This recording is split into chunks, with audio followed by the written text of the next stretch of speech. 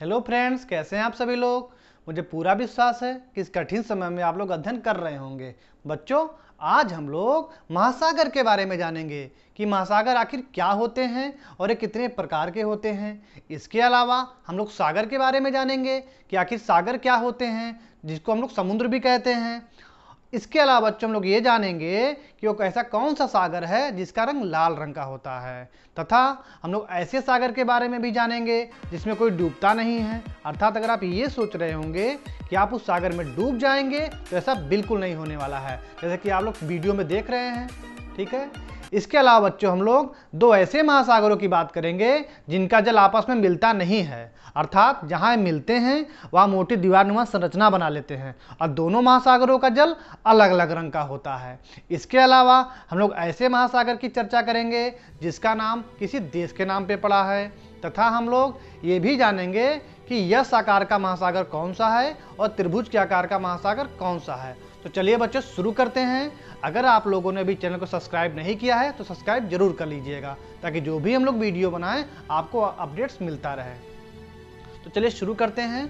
बच्चों, जैसा कि आपको पता है कि पृथ्वी का 71% भाग वो जल से घिरा हुआ है, अर्थात 71% जो जल है वो विशाल जलमंडल का निर्माण करता है। और इसी जलमंडल को हम लोग 5 महासागरों में बांट लेते हैं और इनकी हम लोग सीमा निर्धारित कर देते हैं। तो 5 महासागर कौन कौन से हैं? तो जो सबसे पहला महासागर है, जो कि सबसे बड़ा महासागर भी है, उसका नाम है प्रशांत महासागर। और जो दूसरा महासागर है उसका नाम है अटलांटिक महासागर। और जो तीसरा महासागर है उसका नाम है हिंद महासागर। जो चौथा महासागर है उसका नाम है दक्षिणी महासागर, अर्थात इसको हम लोग अंटार्कटिक महासागर भी कहते हैं। और जो 5वां महासागर है उसका नाम है आर्कटिक महासागर। तो बच्चों, अब हम सबके बारे में विस्तार से जानेंगे। सबसे पहले हम लोग शुरुआत सागर से करेंगे कि आखिर सागर क्या होता है। बच्चों, भूगोल के अनुसार सागर अर्थात समुद्र महासागर का वह हिस्सा होता है जो भूमि के संपर्क में होता है, और महासागर की गहराई बहुत ज़्यादा होती है और सागर की गहराई कम होती है। और सागर में विभिन्न प्रकार के जीव जंतु पाए जाते हैं। बच्चों, एक बात और जान लीजिए कि जो सबसे बड़ा सागर है जिसका नाम भूमध्य सागर है, इसका जो कुल क्षेत्रफल है सबसे छोटे महासागर से कई गुना छोटा है। ठीक है ना। आइए नोट करते हैं। जैसे मैंने क्या कहा, जो सबसे बड़ा सागर है इसका नाम है भूमध्य सागर, और इसका जो क्षेत्रफल है सबसे छोटे महासागर जिसका नाम है आर्कटिक महासागर।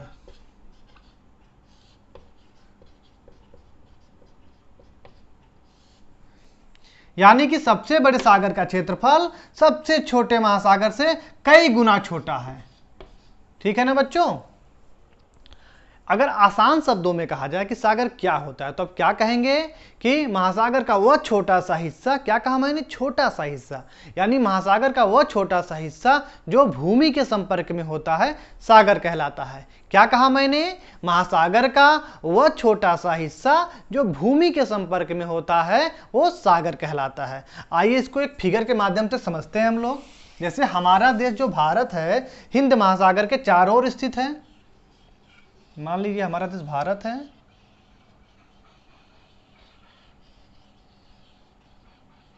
ठीक है ना। और भारत का ये जो प्रायद्वीपीय भारत है इसके चारों ओर क्या है, हिंद महासागर है। ये इसका मैंने जल बना दिया हिंद महासागर का।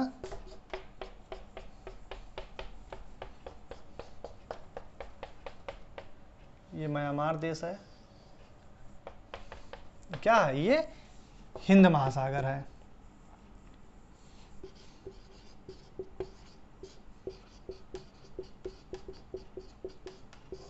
ठीक है बच्चों, ये पूरा क्या है, ये हिंद महासागर है। लेकिन मैंने अभी आपको क्या कहा सागर के बारे में कि महासागर का वह छोटा सा हिस्सा जो भूमि के संपर्क में हो सागर कहलाता है। तो देखिए ये क्या है, ये भूमि है ना। ये जो प्रायद्वीपीय भारत का भूमि देख रहे हैं पूरा ये, तो इसके संपर्क में जो भी महासागर का जो हिस्सा होगा वो सागर कहलाएगा। तो ये जो इधर का जो हिस्सा जो हिंद महासागर का जो इधर का हिस्सा जो इससे संपर्क में आ रहा है ये क्या कहलाएगा, अरब सागर कहलाएगा। क्या कहलाएगा, अरब सागर। ठीक है ना। यानी भारत का जो पश्चिमी भाग है, ठीक है, प्रायद्वीपीय भारत का जो पश्चिमी भाग है ये क्या कहलाएगा, अरब सागर। तो मान लीजिए इसका एरिया इतना है, ठीक है ना। और भारत का जो पूर्वी हिस्सा है इसको हम लोग बोलते हैं बंगाल की खाड़ी। क्या कहते हैं? बंगाल की खाड़ी। इस सागर का नाम क्या है? बंगाल की खाड़ी नाम है, ठीक है ना। और पूरा क्या है? ये पूरा हिंद महासागर है। यानी कि भारत के जो पूरब में जो हिंद महासागर का हिस्सा है वो बंगाल की खाड़ी कहलाता है, और भारत के पश्चिम में जो हिंद महासागर का हिस्सा है वो अरब सागर कहलाता है। अब बच्चों आपके मन में ये प्रश्न हो रहा होगा कि सर ने तो इसको अरब सागर कहा है, लेकिन सर ने इसको बंगाल की खाड़ी क्यों कहा है, इसको बंगाल का सागर क्यों नहीं कहा? तो अच्छा प्रश्न है बच्चों। मैंने आपको महाद्वीप के वीडियो में बताया था कि आखिर में प्रायद्वीप किसे कहते हैं, जिससे मैंने आपको ये बताया था कि भूमि का वह टुकड़ा जो तीन ओर जल से घिरा हो। तो मान लीजिए कोई टुकड़ा है, इधर भी जल से घिरा है, इधर भी घिरा है और इधर भी घिरा है। तो तीन ओर अगर जल से कोई भूमि का टुकड़ा घिरा हुआ है तो इसे हम लोग क्या कहते हैं? प्रायद्वीप कहते हैं।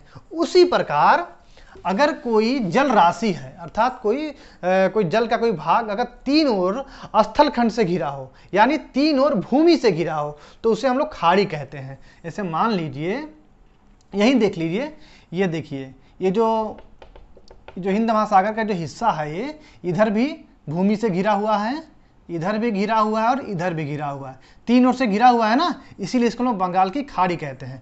खाड़ी का मतलब ऐसा जल राशि जो तीन ओर स्थल खंड यानी भूमि से घिरा हुआ हो।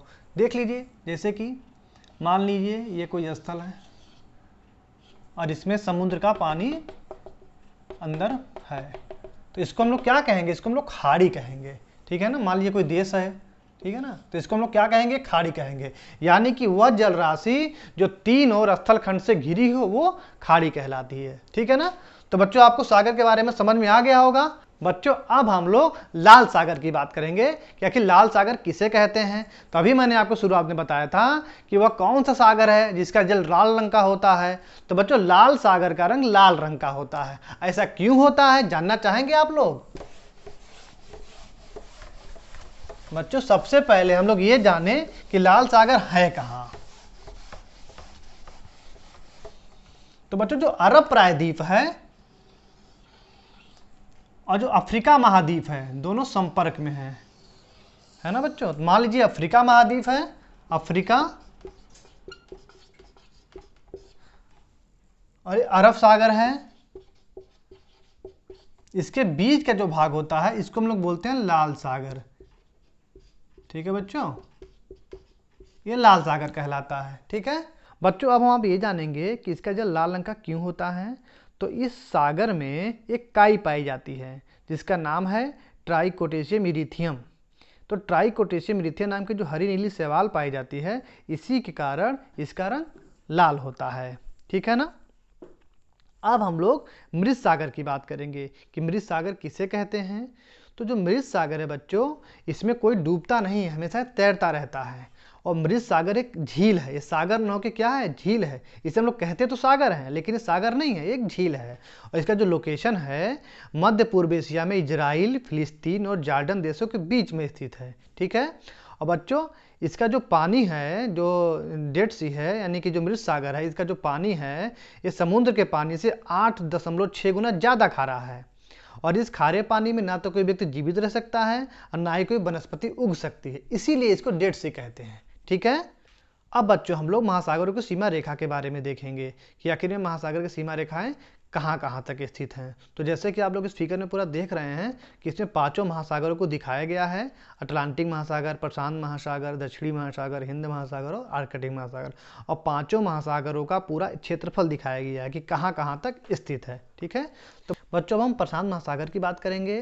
तो सबसे पहले तो हम ये जानेंगे कि यह सबसे बड़ा महासागर है तथा दुनिया का जो सबसे गहरा स्थान है जिसका नाम मेरियाना गर्त है वो इसी महासागर में स्थित है, जैसा कि आप लोग फिगर में देख रहे होंगे।